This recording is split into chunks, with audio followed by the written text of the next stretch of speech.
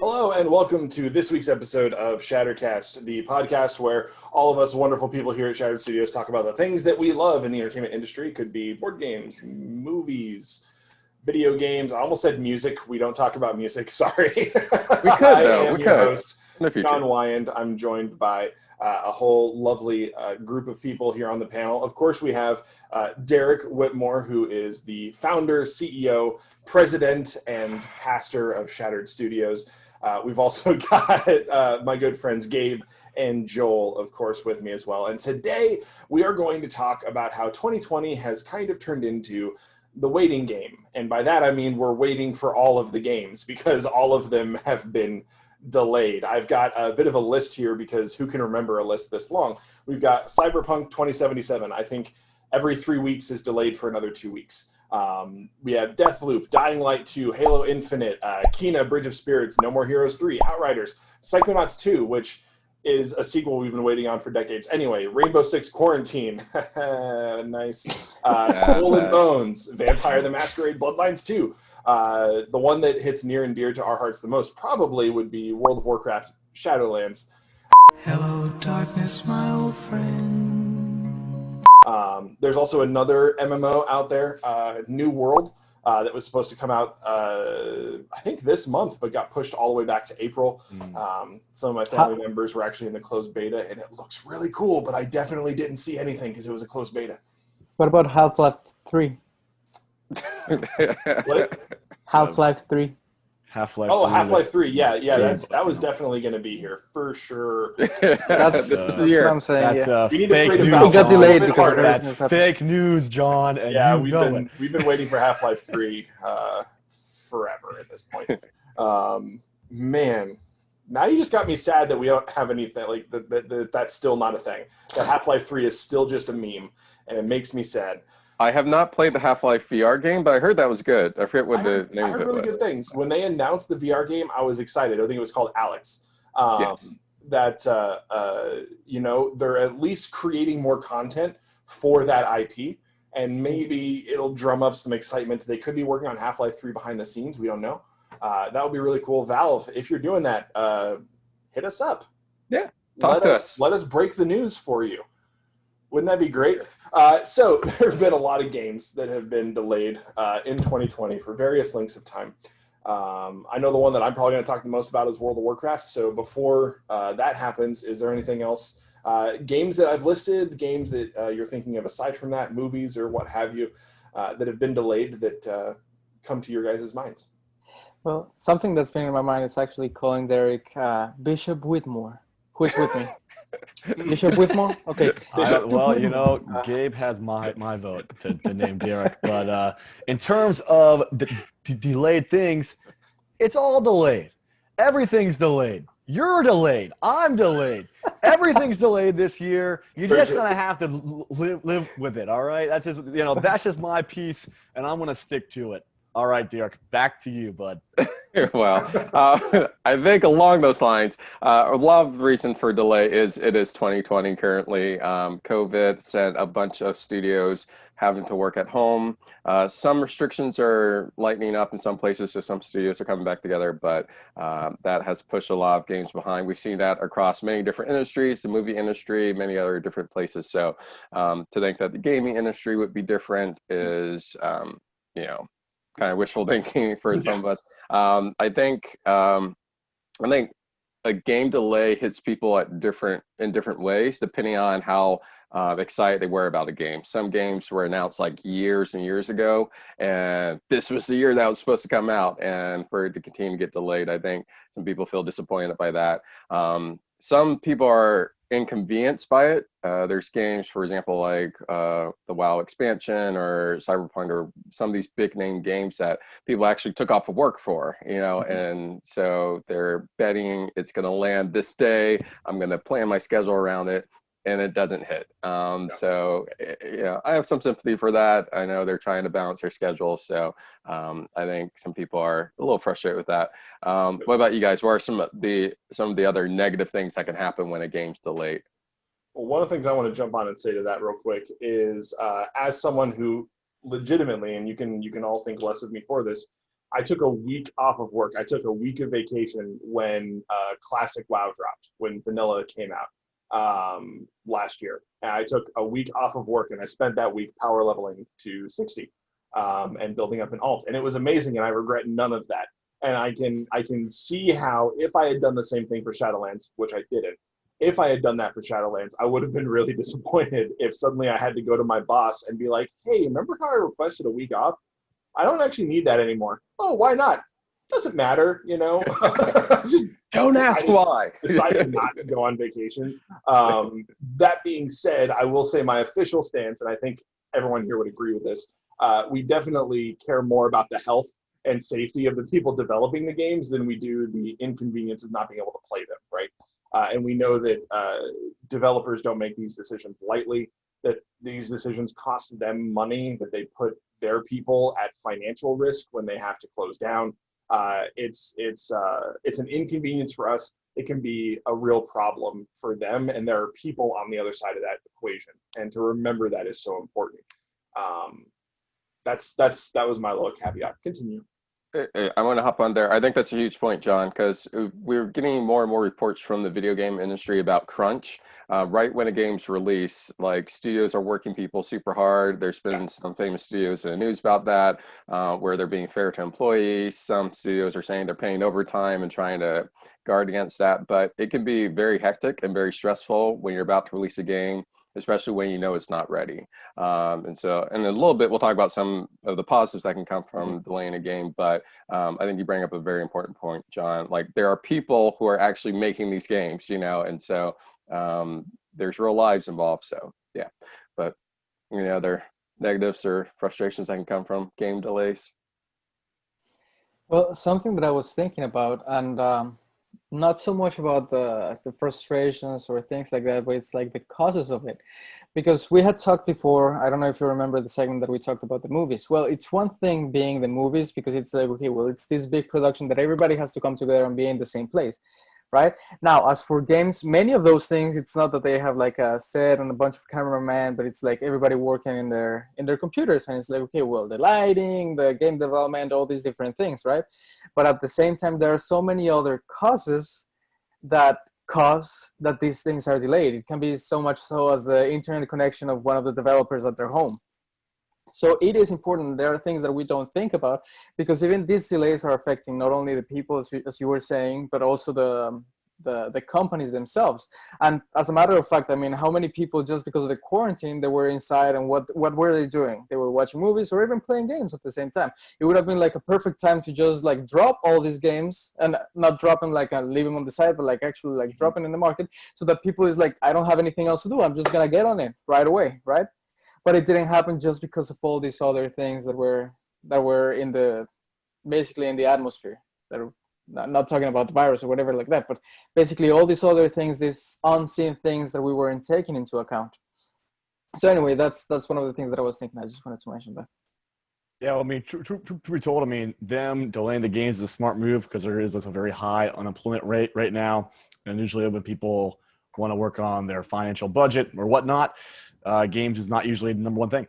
So I think that the game developers themselves want to also get a fast launch right out the bat. I mean, we're in a time, I mean, you know, me coming from a novel writing book background and doing a lot of e-books on Amazon, that first 2 weeks of launch, your project lives or dies on that. Games, it's not usually the same, because we're just bringing out the big blockbuster games. That's more important for indie games. Like if you're an indie game developer, your launch is going to be very important, because if you try to launch an indie game when, you know, Activision releases their next hit, and also the same day, you're going to lose a lot of steam, just because everyone's going to already be playing the bigger AAA stuff. So I think that the stances that these people are making, the business side of it, is it's smarter for them to delay it, because the market is just not suited for it right now. The hope is that towards the start of 2021, hopefully things will start to open up. People will get back on their feet again. Employment, we don't know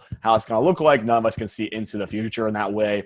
But I think as businesses start to open up, whatever, we will see more games and movies start coming out at a more bigger speed, because now the developers are going to say, now we need to recount all the costs we lost this year. So we'll probably actually see an influx or a surge of games coming out, maybe almost too quick, because they'll want to start pushing stuff out, even if it's not done, to just recoup costs. So we will see. But I think from a business standpoint, the game developers are making a smart choice right now. There's a lot of uncertainty, even with, everything that's going on in many areas, at least in the Western world.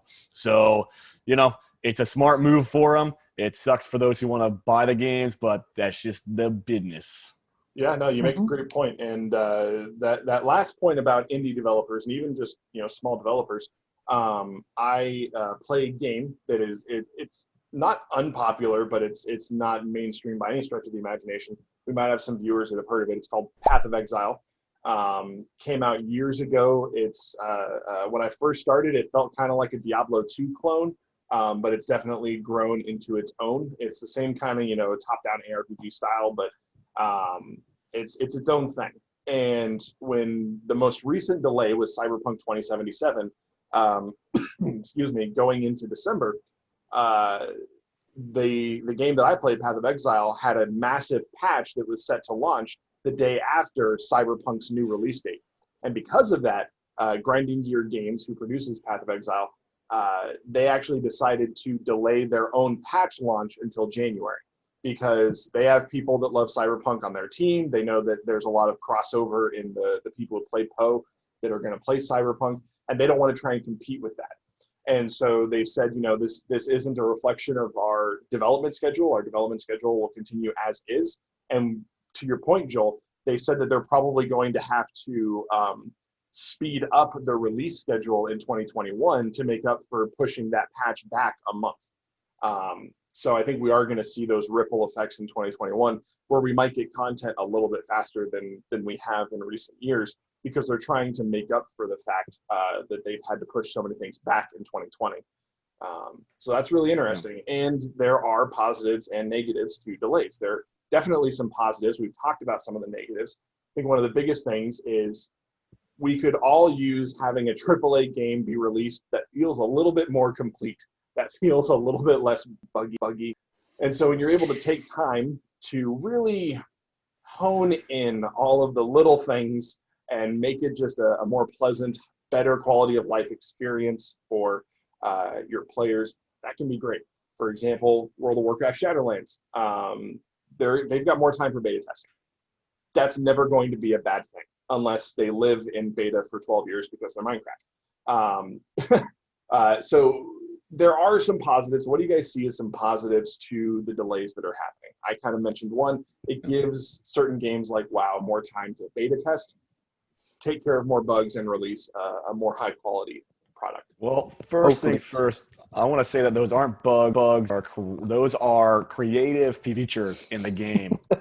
Sometimes the game is so immersive. You need something like your horse falling through the map or spinning upside down to kind of help you break out of the illusion on that one, John. So I just had to correct you there on that. But no, there was an original anyway. Red Dead Redemption. There was a feature where at one point in a certain mission, when you called your horse to you, it was a person. Hoist. But when you called your horse to you, your horse was a person, but they were like disfigured into the shape of a horse, and it was terrifying. And I'm sure in editing now we'll have a picture of like right here of what that looked like, because it looked horrifying from the original Red Dead Redemption. I'm going to make sure that we show our audience what that was. That was a beautiful feature, as you put it, Joel. Yeah, well, I think that we can all learn from Todd Howard, who kind of helms, Bethesda in a lot of games there. But moving on, I think some pros about the delay. Just kind of talking about independent games. Perhaps if you're watching this podcast, maybe someone that is maybe making your own game or something like that. Because people are starved for content right now, this is actually a good time to actually launch something that is cheaper. Because a $60 game may be a turnoff, a $3 game maybe not so much. So, or even a free game. We look at, a lot of, I'm trying to think of like some good examples of some free games that have launched. You have Path of Exiles, whatever, but even kind of smaller games built on RPG Maker or whatever, a lot of those people give them out for free, one or $2. And because everyone's bigger games are being pushed back, people may be more willing to try out a smaller independent game. So I think that one of the things you can look at is this is now a time for, the smaller guy to kind of make a splash. Among Us is the biggest example right now, but that had been out since 2018. Mhm. But because there was no other big releases, everyone jumped on that, especially the YouTube streamers. Yep. And that became a phenomenal hit for a while. It's starting to dwindle as of filming this video. Obviously, it's probably not a hit anymore, but it was, for at least a good 2 months there. And then the same with like Fall Guys that came out right before Among Us, or kind of similar when it took off hype-wise. I'm not going to say its release date, but when it took off hype-wise. So, I think the biggest pro about this thing is that this gives smaller game developers a chance to kind of catch up with the big guys. And largely because if like you're a small game developer, you may be working with your team, but you guys are all in remote locations. You don't have to worry about any sort of safety protocol or whatever. You can just get it done and put it out there. So yeah, an interesting point about Among Us is the dev team was actually working on a sequel to that game already. Like, it'd been out long enough, they were already working on Among Us 2. But because of the hype and everything taking off over the last few months, they've actually scrapped the sequel and refocused their dev team on the first game to just build out more features and bolster up the coding and everything behind that, and just give it a stronger sort of backbone to that game. So I mean, definitely there's been some big changes in the industry because of the delays. Yeah, interesting. Also, as Joel was saying about the release window, as we're recording this today, this month was going to be a crazy month for big game releases because a lot of them got delayed. It kind of opens this month up a little bit. So I think in the big scheme of things, that's good because you're going to have a lot of games competing against each other. So it opens a window for some other AAA games, but also, as Joel's mentioning, independent developers as well. So that could be a good thing as well. Also, as we're recording, the new consoles are about to be released. So it was bunch of games, new consoles, some games that could only be played on console. So just a lot of things were going on. So I think this does spread out the release window over the holidays. So those who want to play more than one game and can afford it might actually have the chance to play them. I think a couple other things, positive things about delays. As we see, when a game releases unfinished, you usually get bad press. So Fallout 76, I'm looking at you. No Man's Sky, all these games that released in states that fans weren't happy about, it usually does more damage in the long term. So it can be frustrating when a game's delayed, but it can, again, bring forth a better game. The other thing is, I think if studios delay games and they communicate that well, I think they can get fans on board and actually supportive of that. When Shadowlands, the new WoW expansion, when they first decided to delay it, a lot of the beta testers and many of the public figures who test WoW and stuff like that, they were cheering them on. They're like, yes, we've been telling you for a long time, you should delay this game. It's not ready yet. And so there's a lot of applause there. There's a little concern about how late they waited to delay it, but that's a whole nother issue. Other games like we mentioned, like Cyberpunk 2077, whatever.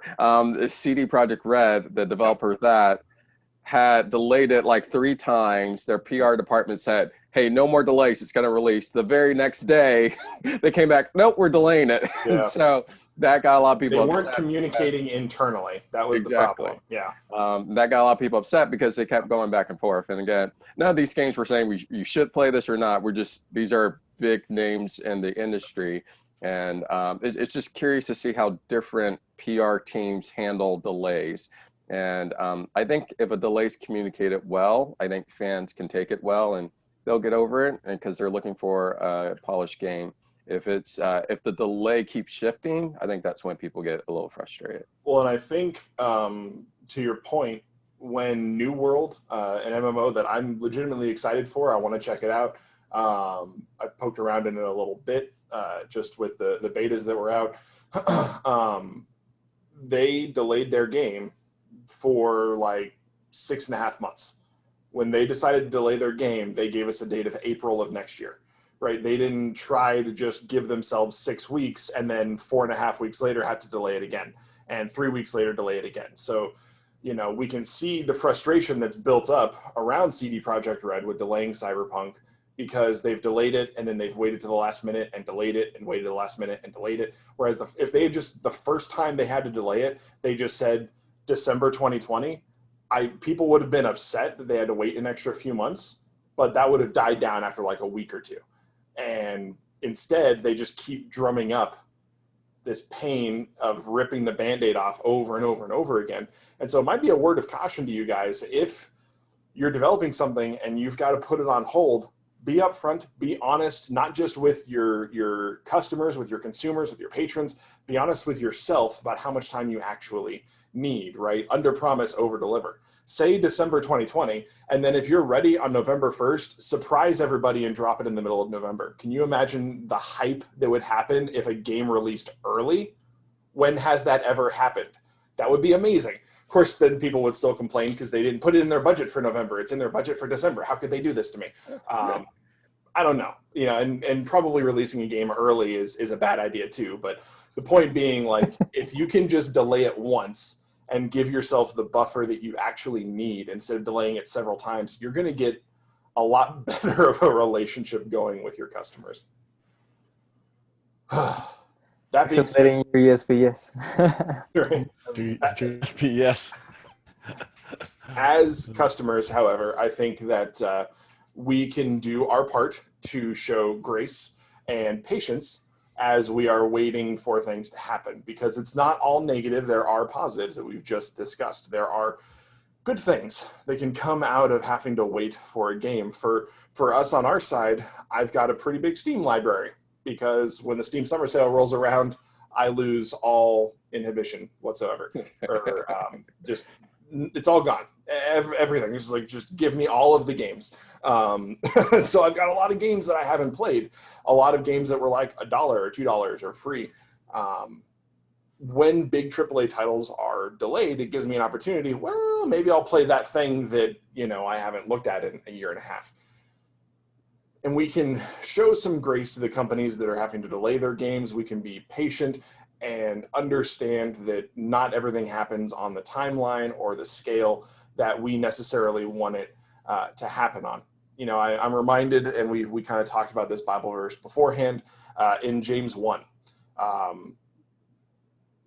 This, I would almost say, is not even just for us having to wait for things that we care about, even more things than just video games, but in life in general.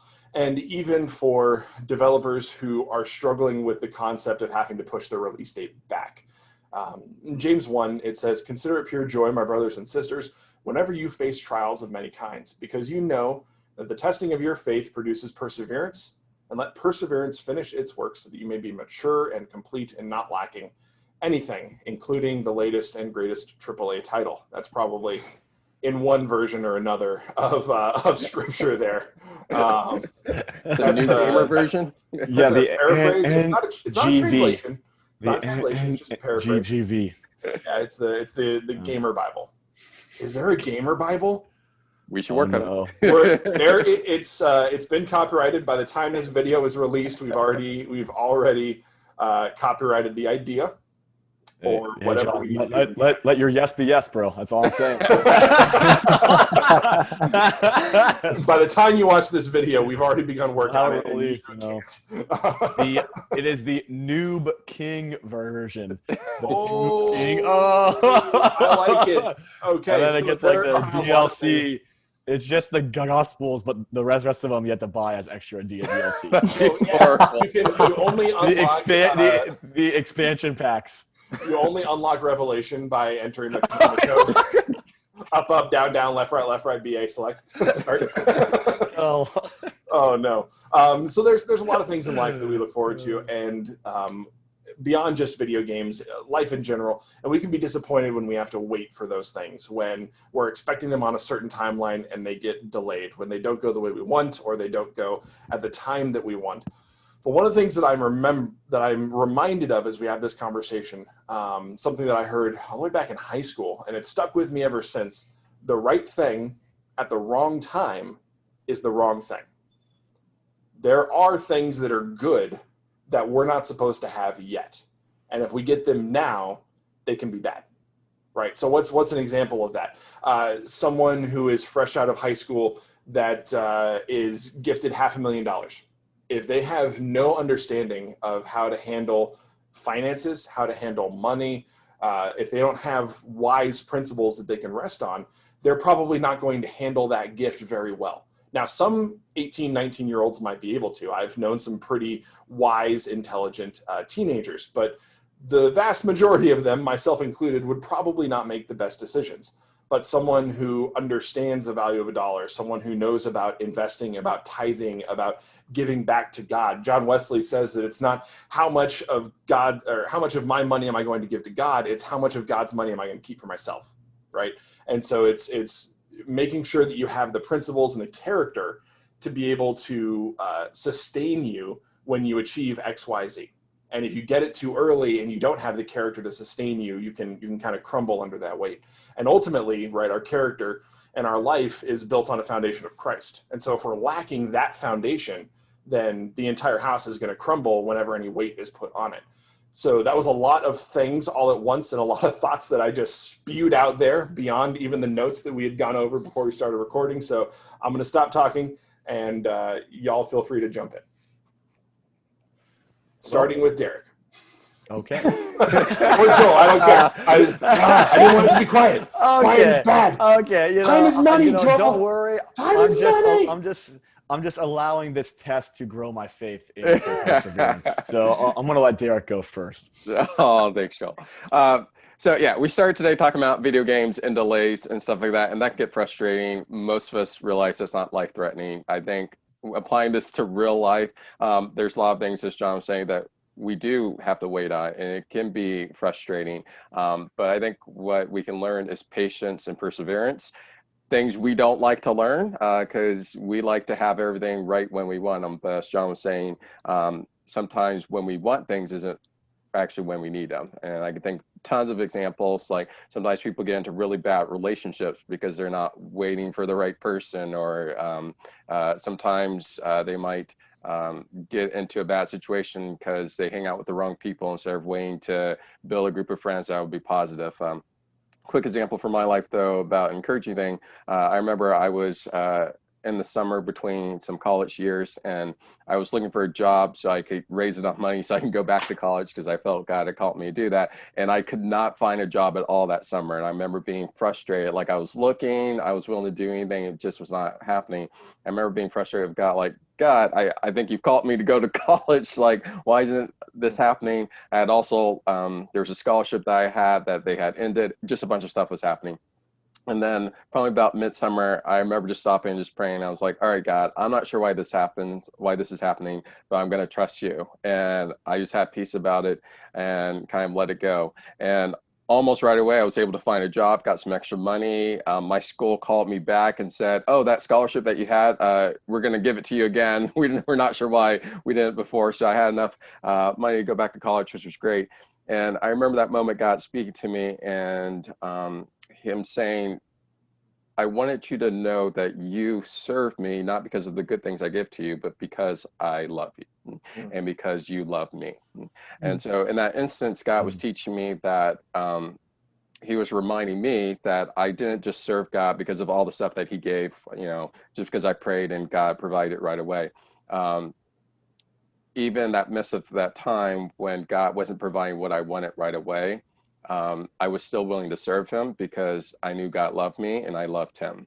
And that was the lesson that God was teaching me through that time. And so I think sometimes when we have patience, especially when we're going through a difficult time, it's an opportunity for God to teach us some great things. And God doesn't always cause those bad things, to happen, but God will use that to benefit us. So I think that's one thing we can learn when we're waiting on things, when there's delays in life, how we approach it, our perspective on it, what we do in the meantime while we're waiting on God to fulfill our promise can be usually as important, if not more important, than the actual gain, the fulfillment itself. So what do you guys think?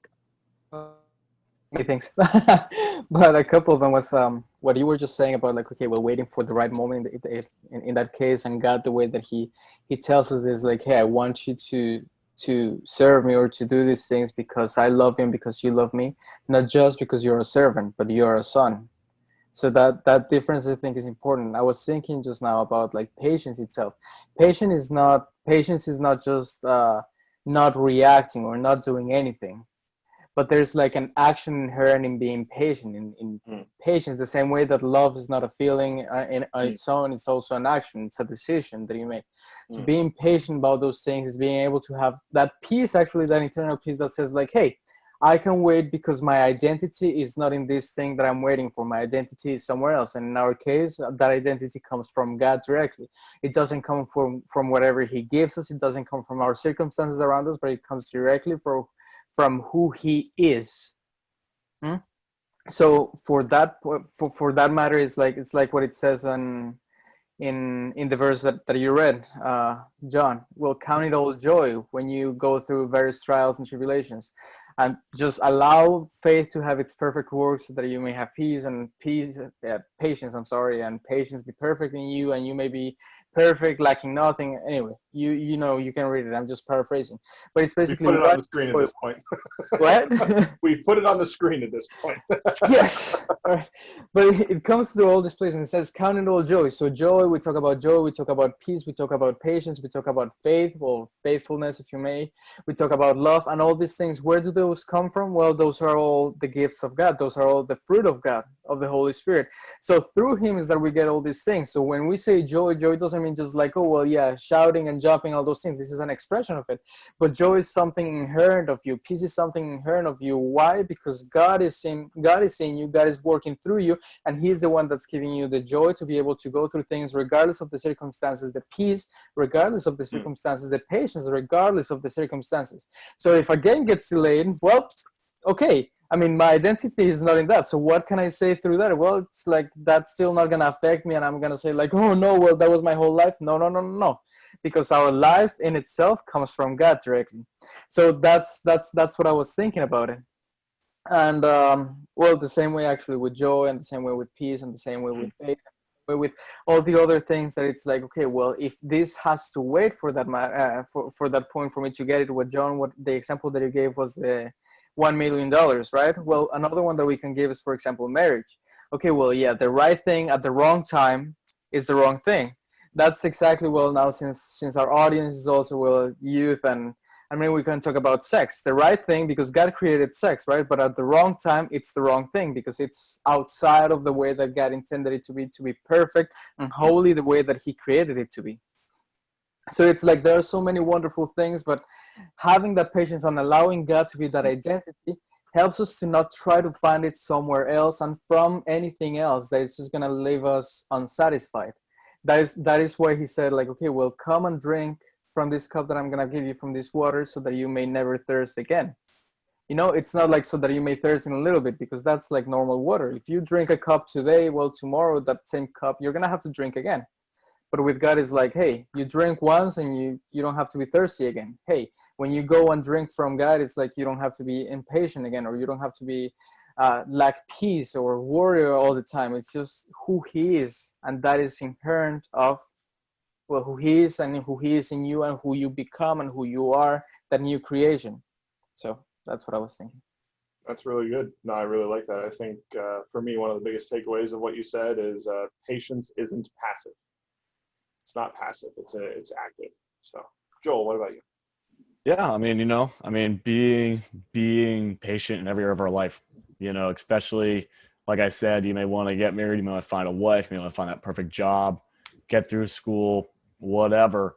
And it may not be what you exactly need at that moment. I mean, I know that God he wants us to find rest as well, and sometimes we need to just realize that resting in God is a big priority, not just doing something. It's not always doing something. And I think sometimes God slows things down in our life to allow us to rest in him, because or else we would just always be running to the next big thing. So I think some of it is just a perspective deal. You allow, as Gabe was saying, you have the right perspective. But when it comes to patience, like, we go, man, God, why isn't this happening? Why aren't these, what's going on here? Well, we got to understand, like, how patient has God been with you? how patient has God been with me. We realize, oh, wait a minute. Okay. I'm perfect. I spent so. years. Okay, yeah, John. Yeah. So, but like, you know, like we've spent years running away from God. We may even hear a direction from God and we refuse to go in it because it's, oh, that's too scary, or I don't want to do that when it's uncomfortable, whatever. Yeah. Yet when it's time for us to ask something for God, it's like, oh, where are you at, Lord? You know, so it's kind of like this, like, it's this give and take a little bit in the relationship. It's not that like, you know, God, it says that he's faithful even when we're not faithful. But when we view people, let's just like you're waiting on someone to get back to you, show them the same patience that God showed you. What I tell people a lot of time when I try to give advice or whatever, whether or not they like take the advice, a different story. But the core of my advice is like, if you treat somebody and love them the same way that God treats you and loves you, you're going to have peace in every relationship in your life. You know, because you'll be patient, you'll be loving, you'll be kind, you'll be you'll be humble. You won't have to always prove yourself, whatever. You know, it says love is patient, love is kind. It does not envy, it does not boast. It keeps no account of wrongs. You know, it's faithful. Like all these things that love are, because those are all characteristics of God. So when we love people the same way that God loves us, then patience can be birthed out of there. You know, there's a parable Jesus said about unforgiveness. And he says, hey, there was this master and some guy owed him money. And it was like 10,000, you know, gold or whatever, just like a large amount. And the servant could not pay it off. He said, hey, help me. Like, I can't pay off these debts. Like, show mercy on me. And the master said, you know what? I will show mercy on you. So he forgives him. But then the guy goes out and he has his own servant, the guy who was forgiven, and that guy owes him like 100, you know, coin or whatever. And it says that he grabs the guy by the neck and is like, you give me this money right now, otherwise you're gonna go to jail. And Jesus just talks about, hey, like, you know, when the first master heard that his servant that he forgave did not forgive his servant, he actually did throw the guy back in prison. He actually said, no, like, I'm not gonna have it. So it's like, wow, like, I know unforgiveness is like not the talk that we have, but that master in that story is God. When he forgave us of our sins, he paid off that massive debt. Yet we're impatient with people when they don't give us what we want right away. And now we're the one that we've been forgiven the $10,000. Someone owes us $10, and we complain and we whine and we whatever, you know. But yet, you know, God's looking at that and saying, no, like, that's not the way it's supposed to be. Like, love others as you love yourself, but first and foremost, love God. So when it comes to these patients, it just as that verse in James says, let perseverance finish its work, that you may be mature and complete, not lacking anything. So it's not that, you know, why? Because you're so fulfilled and you're so caught up in God's perspective, you realize I don't have a need for a lot of things. I really don't need a lot of things. You know, we know a man cannot live off just bread alone, but you don't need a lot though. So that's just kind of my last little spiel there, is show the same grace to others that's been shown to us. That's really good. Really I good. think that point right there, that, you know, we have grieved God more than any individual has grieved us. And we've been forgiven all of that. And so we should forgive as well. Two last quick thoughts. I loved all that. The other thing, if we're waiting on something that's been delayed, wherever it might be, I think it can also be an opportunity to be thankful for what we already have. Again, so often we're looking for the next thing to make us happy, and we forget all the stuff that God has blessed us with. That's number one. And number two, again, we're often looking for the next thing to make us happy. You know, I want to be in a relationship. I want to get married. I want to have kids. I want to get a house. And this will make me happy. No, this will make me happy. And I think while we're waiting on those things, that could be a reminder that ultimately what we're seeking is God, whether we realize it or not. All this other stuff is great, but it's actually God that can only satisfy us. So I think sometimes in those periods when we're waiting on things, it's a reminder to stop and reflect and just remind ourselves, let me actually figure out what I'm really aiming for. And I think that is God himself. Awesome. Cool. Well, thank you all for joining myself here on the panel. Derek, Gabe, Joel, you guys are awesome and wonderful. I loved our talk today. Thank you for watching this show. Give it a like if you enjoyed it. Subscribe. Smash that notification bell so you can be notified every time that we post content, which is relatively frequently. We're pretty good about that. I'm impressed. I'm just gonna say I'm impressed with ourselves.